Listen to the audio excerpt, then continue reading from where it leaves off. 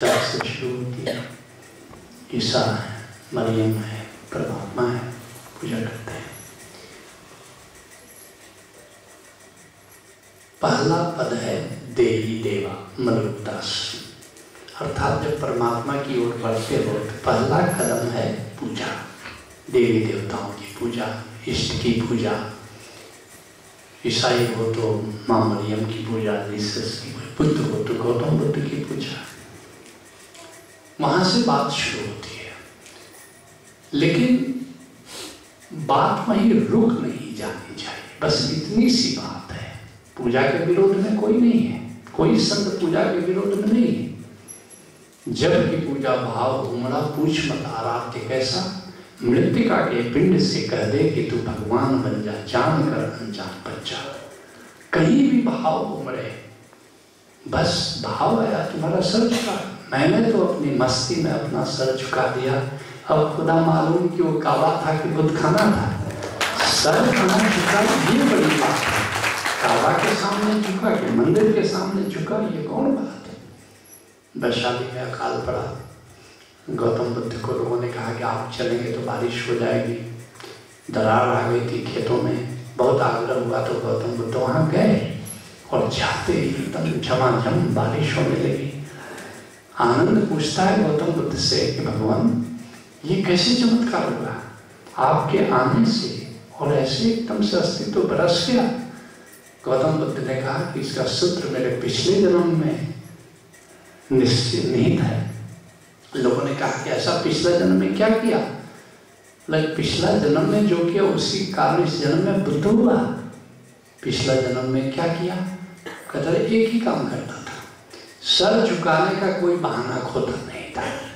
चैत्य हो, विहार हो, मंदिर हो, मस्जिद हो, पीपल का पेड़ हो कि बड़ का पेड़ हो कि नदी हो, जहाँ भी मुझे मौका मिलता था सर झुकाने का, मैं सर झुका देता था। और उसका परिणाम हुआ कि इस जन्म में बुद्ध बना, और बुद्ध के पदार्पण से देखो कि मौसम अनुकूल हो जाता है, सब चीज़ें अनुकूल हो जाती हैं। क्योंकि जितने ये सब मैनेजमेंट है वो सब तो देवता देवियों द्वारा वो मैनेज होता है, वो मैनेजर है, अस्तित्व के मैनेजर हैं। तो निश्चित रूप से जो कोई बुद्ध होता है, संत होता है, उनकी इच्छाओं का वो आदर करते हैं। ऐसा उनके अंदर नहीं, वो नौकर तो नहीं है, मगर उनकी इच्छाओं का ख्याल करते हैं और सब चीज़ अनुकूल होता जाता है। तो ये बहुत बड़ी बात बुद्ध ने कही कि सर झुकाना। अब तुम मंदिर के सामने जाते हो, तुम कहते हम काय को, हम तो परमात्मा के सुमिरन में जीते, हम काय को, पत्थर नहीं है, वो पत्थर नहीं। तो सवाल ये है कि विवेकानंद ने बड़ी सुंदर बात कही है कि वो माध्यम है। जैसे तुम्हारे पिताजी की तस्वीर, किसी ने कहा कि आप हिंदू लोग क्यों पत्थरों की पूजा करते हैं। विवेकानंद अमेरिका में गए थे, उनका कि तुम घर पर बनाओ तो हम उत्तर देंगे, घर पर बुलाओ। वो घर गए, उन्होंने फोटो टंगा था, कहा कि ये क्या है, बोले मेरे पिताजी हैं। पिताजी की तस्वीर थी, बोला कि मैं देख सकता हूँ। तो कहा क्यों नहीं, वो उतार करके उनको दिया, और विवेकानंद ने उसको नीचे गिरा दिया और पैर रख दिया। तो उस आदमी कहा कि अरे आप कैसे संत हो, मेरे पिताजी का अपमान कर रहे हो। बोला पिताजी क्या है, तो कागज का टुकड़ा है, कहाँ पिताजी है तुम्हारे। आदमी इंटेलिजेंट था। विवेकानंद ने कहा ऐसे ही जिसको तुम पत्थर कह रहे हो, हमारे लिए शिव है, हमारे लिए हनुमान है, हमारे लिए गणेश, वो माध्यम है जिनके माध्यम से हम किसी को याद करते हैं। तुम चित्र के माध्यम से अपने पिता को याद करते हो, हम उनके माध्यम से याद करते हैं। तो इसलिए पूजा बहुत ही असली बात है। पूजा में तो कहीं सिर तो झुकाता हो ना, लेकिन तुम तन करके खड़े हो कि हम काहे को हम सर झुकाएंगे। अब तुम जब झुकते हो तो तुम्हारा अहंकार गलता है, और जब तन जाते हो तो तुम्हारा अहंकार और फैल जाता है। तो असली बात अहंकार का गलना है।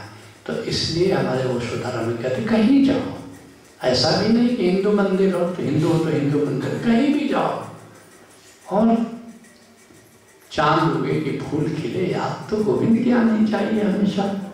कहीं भी देवस्थान है, कहीं भी है, तो सारी शक्तियां तो उसी परमात्मा की न। चलो आज इसी बहाने हम उसकी पूजा कर लेते हैं, मगर अब रुक मत जाओ। पहला पद है देही देवा, और दूजा नेम। अब अपने जीवन में थोड़ा अनुशासन ला, थोड़ा डिसिप्लिन ला, थोड़ा नियम व्रत करो, सुबह उठो, जरा ध्यान करो, जो भी करो। तीजा आचार। अब नियम व्रत पर, एकादशी पर ही मत रुक जाओ, थोड़ा और आगे चलो, थोड़ा सदाचारी बनो, लोगों को सताओ नहीं, कड़े वचन मत बोलो, प्यार से बोलो, थोड़ा अपने जीवन में मिश्रित बोलो, थोड़ा मिठास लाओ अपने जीवन में, किसी को चोट मत पहुंचाओ, ऐसा कुछ वचन मत बोलो कि किसी को चोट लगे, तो थोड़ा सदाचार लाओ। लेकिन बहुत लोग हैं बस सदाचार भी बन गए, सदाचार पर ही रुक गए, उनके जीवन में वहीं पर। और अधिकतर लोग तीजे पद में सब जगह उलझा, और सारा संसार सदाचार। पूरे जो धर्म है, जितने धर्म गुरु हैं सदाचारी बनो, एक तो शिक्षा दे रहे हैं, लेकिन नहीं, यहाँ भी नहीं रुकना है। तीजे पद में सब जगह उपजा, चौथा अपरंपारा। चौथा क्या है? अब मैं अनुभव पद ही समाना। अब आत्मा का अनुभव करो, परमात्मा का अनुभव करो। इसलिए सारे संत कोई पूजा के खिलाफ नहीं है, इसलिए पूजा करना ही है, तो पूजा को बढ़ाते जाकर, पूजा किसकी? पूरा अस्तित्व जो निराकार है, जो ओंकार रूप में व्याप्त है, उसकी पूजा तक बात जाननी चाहिए। इसलिए नानक देव जी क्या कहते हैं, जो तुमने पूछा कि पूजा का तात्विक अर्थ क्या है, कहते हैं पूजा कीजिए नाम धे आवे, बिन नामे पूजना हुई। पूजा को बढ़ाते बढ़ाते तुम नाम की पूजा पर जाओ, ओंकार की पूजा पर जाओ, जो अस्तित्व में जो गूंज रहा है ओंकार, गूंज में परमात्मा की पूजा पर जाओ, तो वहाँ तुम्हारी पूजा असली पूजा है, वही श्रेष्ठतम पूजा है।